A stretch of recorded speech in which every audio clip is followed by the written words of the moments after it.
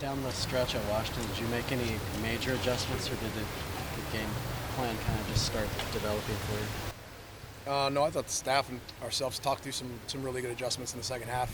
Some stuff they were doing that was a little bit different, and players reacted well, and guys responded, and it was really good to see our guys finish that game off with some adjustments and playing the right style of football. You'd said a week ago that you don't deny production when it comes to Cyrus, but for him the last 3 weeks, every week's been a career week.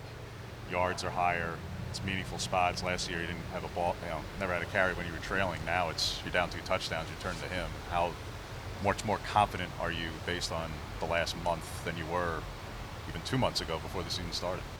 Well, I think that question's kind of going to answer itself in regards to just watching the game develop in the last few weeks. Like you said, I mean, we've developed a trust in Cyrus to do his job. He's done an awesome job, and early in the season in camp, I think you guys asked, how important is those young guys and backs kind of being a group that you all rely on, and you can see that Cyrus is a good example of a guy who's continued to stay the course and develop over the time he's been with us, and in the last few weeks have been indicative of his work.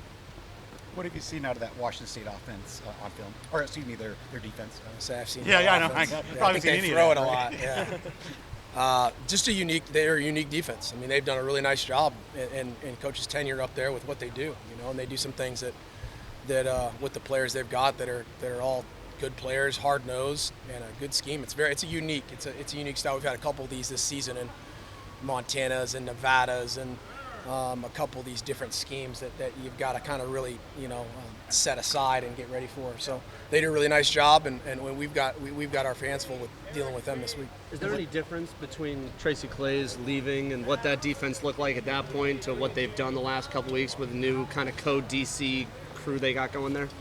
Yeah, I mean, that's one thing we've took in consideration is the defensive coordinator that left a few weeks ago, and now there's a new guy calling it. And I mean, we've done this long enough in our building to know you probably don't full sail change everything in regards to your players, and they've done a really nice job adjusting, and I don't think that you can expect a whole lot of different stuff. But at the same token, I am definitely considering the fact that I've got a new guy calling plays. What is specifically just so unique about the defense? What do they do? Well, they play. There's a lot of it's a moving front, a lot of it, and they've got guys coming. The way they slant and angle and move and stem and do some things that put themselves in alignment with your offense really can be problematic if you're not prepared for it and you don't pay attention. They've caused a lot of disturbances up front in the box in regards to what they do, and so you've got to be detailed and you've got to work through some adjustments and alignments and things you want to do to take care of them. Not that you want to force something, Marcus, but with Juwan, I know he's coming off an injury, but this past week only one target. It seemed like on frankly, a bit of a force or downfield throw as well. How do you try to get him more involved, because he is such a big target? He can be a weapon, but I mean, he was more involved in the spring game than he has been through 3 weeks. Yeah, I think that's not a knock on Juwan. I think it's more of a positive on the other guys.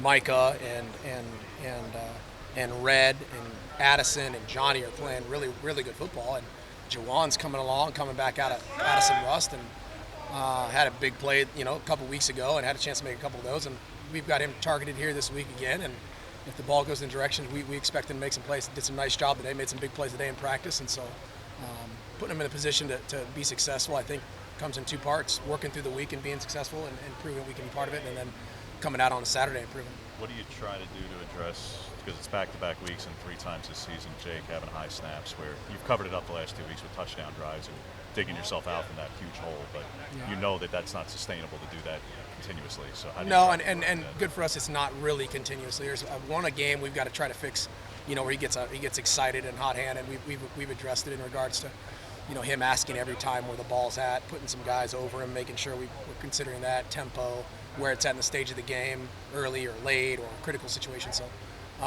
Jake's done a great job for us. I don't think it's something that's going to be a Achilles heel to us, but it's something we've definitely addressed.